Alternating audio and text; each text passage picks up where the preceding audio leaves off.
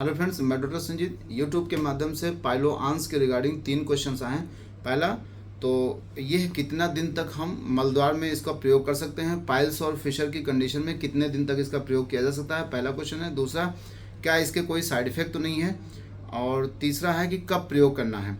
तो पाइलो आंस जो है एक आयुर्वेदिक मेडिकेटेड ऑयल है जो कि स्पेशली पाइल्स और फिशर के कंडीशन में इसका प्रयोग बताया गया है।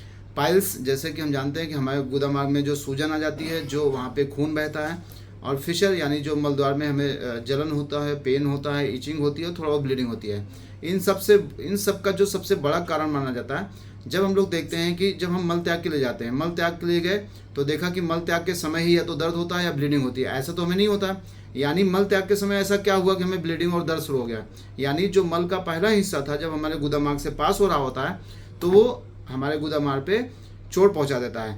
कई बार हम लोग देखे हैं कि हमें कॉन्स्टिपेशन हो जाता है, मल हमारे शरीर से नहीं निकलता तो हम जोर लगा के उसको बाहर निकालते हैं, जिसको हम स्ट्रेनिंग कहते हैं, दम लगाते हैं, या कांख के उसको लैट्रिन को बाहर निकालते हैं। या कई बार कुछ लोगों को मैंने देखा है, अगर गुदा मार्ग से मल नहीं निकल रहा तो फिंगर डाल के वो जो लैट्रिन के टुकड़े बन जाते हैं उसको निकालते हैं। तो उससे क्या होता है, हमें चोट लग जाती है। तो इसके प्रयोग से क्या फ़ायदा होता है कि इसको जो है ऐसे सिरिंज में ऑयल में भरना होता है, और लैट्रिन रास्ते में थोड़ा सा मल त्याग के पहले कब प्रयोग करना है, इसका आंसर ये है, मल त्याग के पहले आपको हल्का सा पुश करना है, ताकि आपकी जो गुदा मार्ग है वो तेल से भीग के चिपचिपा हो जाए।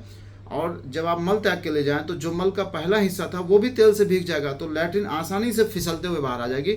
इसका ये बेनिफिट है, यानी बिना आपके गुदा मार्ग पे चोट पहुंचाए ये आपके शरीर से मल को बाहर निकाल देता है। दूसरा, इसमें जो आयुर्वेदिक औषधियाँ मिली हैं वो सब प्लांट औषधियाँ हैं, यानी अगर हम और इसके भी जितने भी अगर आप देखें, जैसे अर्श कुठार है, कंकायनवटी है, या और जो खाने वाले औषधियाँ होती है, तो ज़्यादातर कंटेंट आप देखिए उनके गोलियों में भी वही पड़ा है। यानी इसमें जो आयुर्वेदिक औषधियाँ मिली हैं उसमें ज़्यादातर इसमें जो है जो खाई जाती हैं गोलियाँ, उसमें इन औषधियों का मिश्रण है। और जो इसमें ऑयल बेस होता है, जैसे इसमें मस्टर्ड ऑयल है, या मान लेते हैं इसमें जैसे तिल तेल है, ये खाने वाले तेल होते हैं। इनको हम ओरली खाते हैं तो अगर हमारी बॉडी में थोड़ा बहुत एब्जॉर्ब भी हो जाता है तो इसका साइड इफेक्ट आपको नहीं आता है। अब कितना दिन प्रयोग करना है, मान लेते हैं कि जैसे एक्यूट फिशर होता है, कई बार 3 दिन में भी आराम मिल जाता है लोगों को, 7 दिन में भी आराम मिल जाता है, 15 से 20 दिन भी लग जाते हैं आराम होने में।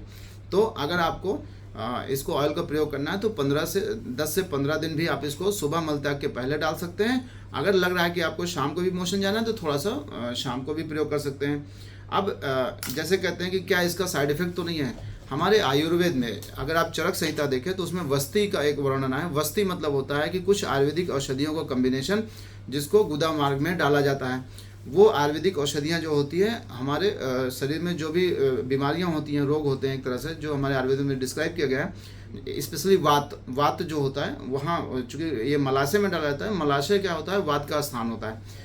जब वहाँ से वात जो दोष होता है जब कम हो जाता है तो हमारे बहुत सारी बीमारियाँ जो होती हैं कम हो जाती हैं। इवन वस्ती जो हमारे आयुर्वेद में बताया गया है, चरक संहिता में उसे अर्ध चिकित्सा बताई गई, यानी किसी भी रोग की चिकित्सा का वो एक तरह से आधी चिकित्सा कहलाती है।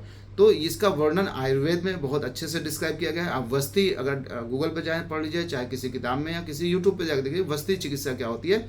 आप वहाँ पे जैसे कालवस्ती, जैसे मात्रावस्ती, ये सब वहाँ पे वर्णन है। तो उसमें क्या है, उसमें भी ऑयल का ही कम्बिनेशन मलद्वार में डाला जाता है। उससे क्या होता है, हमारी जो बड़ी आंत होती है, बड़ी आंत का जो हमारा स्पेशली जो रेक्टम होता है, सिग्मॉइड कोलन होता है, वहाँ पे वो दवा जाती है। वहाँ पे जो ऑब्स्ट्रक्शन होते हैं, जो कहते हैं कि जो दोषों का ऑब्स्ट्रक्शन करके बैठे हुए हैं, जिनकी वजह से जो हमारे वात पित्त कफ में जो डिस्टर्बेंस आता है, जो साम्यावस्था होती है उसमें डिस्टर्बेंस आता है, उसकी वजह से हमें रोग उत्पन्न होते हैं।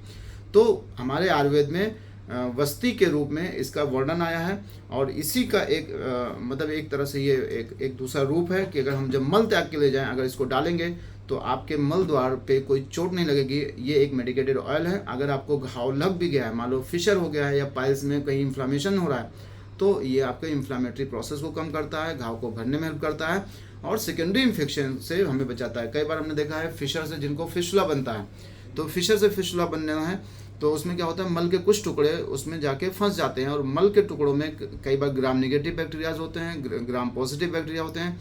जैसे ई कोलाई है, ग्राम नेगेटिव बैक्टीरिया होता है। जैसे स्ट्रेप्टोकोकस ऑरियस है, ये ग्राम पॉजिटिव बैक्टीरिया होता है। ये हमारे गुदा मार्ग में इन्फेक्शन क्रिएट करते हैं, जिसकी वजह से कल हमें इन फ्यूचर हमें मलद्वार में एब्सेस का फॉर्मेशन होता है। इन फ्यूचर एब्सेस जो होता है वो फिशुला में कन्वर्ट हो जाता है। तो ओवरऑल ये एक ऐसा आयुर्वेदिक औषधि है जो आपके पाइल्स, फिशर, फिस्टुला की कंडीशन को अगर है तो उसमें आपको रिलीफ देता है, और नहीं है तो ईश्वर करे कि वो कभी आपको ना बने, उसमें भी आपको ये ना बनने में हेल्प करता है। Thank you.